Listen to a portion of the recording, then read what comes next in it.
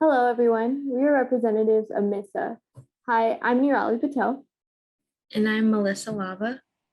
and we are going to be discussing cyber hygiene and best practices. So, what is cyber hygiene? Cyber hygiene is about training yourself to think practically about your cybersecurity to resist cyber threats and online security issues. Cyber hygiene should be like brushing your teeth in the morning, part of your daily routine by setting dates on your calendar to address tasks. We'll explain in a short bit. So, what are the benefits of cyber hygiene? The benefits include maintenance, cybersecurity, data loss, breaches and hacks, and outdated software. Cyber hygiene helps individuals and businesses in many ways. It might offer great peace of mind to people working remotely during a public health crisis, like the COVID-19 pandemic. By lowering the risk that hackers will take advantage of security gaps, cyber hygiene helps protect a business's data and client information, keep devices and computers running well, safeguard against ransomware and malware, avoid phishing attempts and other malicious activity, identify and fix outdated admin privileges from former employees, etc., locate unmanaged assets, find unauthorized software on a system, and when businesses or individuals neglect cyber hygiene, they can encounter all sorts of problems. Maintenance allows software and computers to run efficiently and ward off more serious problems, such as data loss due to corruption or hacking and misplaced data. Some steps include, but are not limited to, diligent documentation, assessment of inventory, policy synchronization, software defense, and multi-factor authentication. Cyber threats affect companies as well, not just individuals. So what should businesses do to ward off cyber threats? They should audit the company's cybersecurity technology to determine what malware protections and spam filters the company has and their conditions. They should onboard employees with in-depth cybersecurity awareness training and provide monthly reviews and updates on relevant cybersecurity topics to all employees. They should hire an ethical hacker to assess the company's vulnerabilities.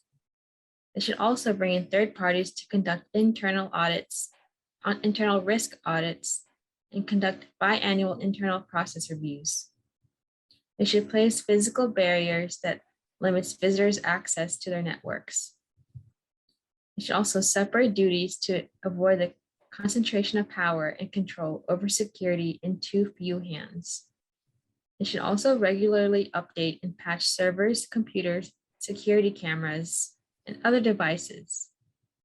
They should also not allow employees to use their own devices for company work and prohibit them from using company-issued devices for personal use as well. They should also create an incident response plan to help manage security breaches or attacks and to limit damage and disruptions.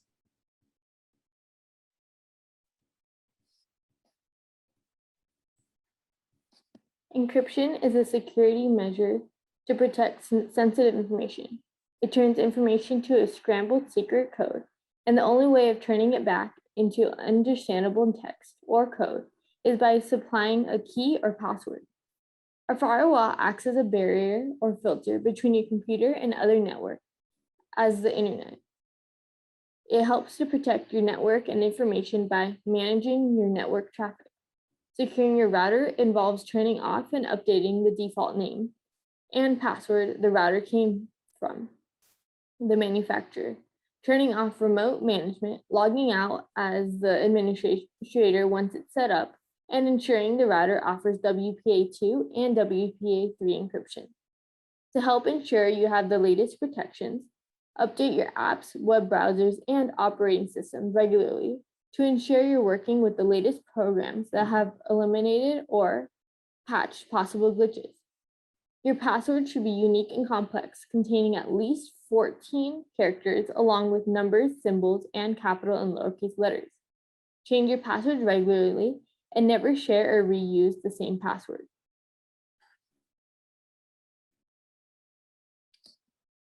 We will now go on to demos of Google Authenticator, LastPass, and passwordgenerator.net.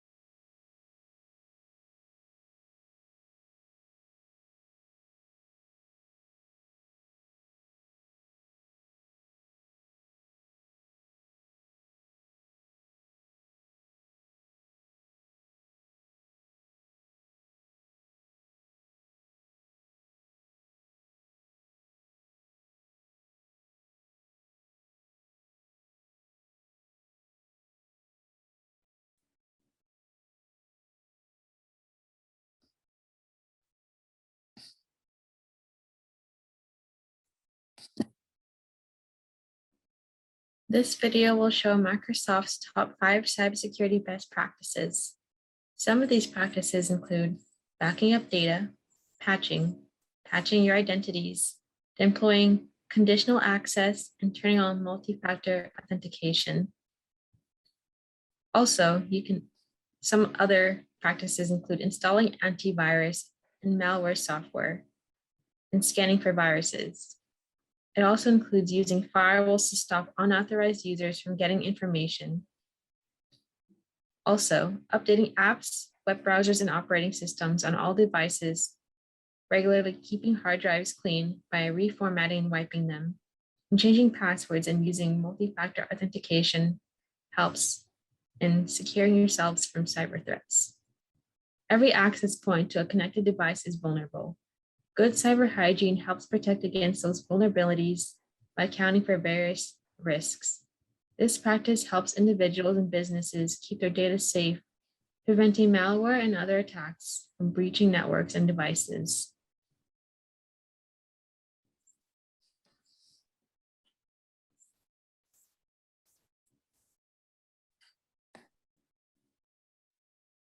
As with personal hygiene, cyber hygiene involves developing important habits. In the case of cyber hygiene, those habits help computers and other devices that rely on connectivity perform at their best. Cyber hygiene also helps detect problems with computers and allows for quick fixes. Tasks include setting strong passwords and changing them regularly, installing antivirus software, and using network firewalls. When businesses or individuals neglect cyber hygiene, they can encounter all sorts of problems.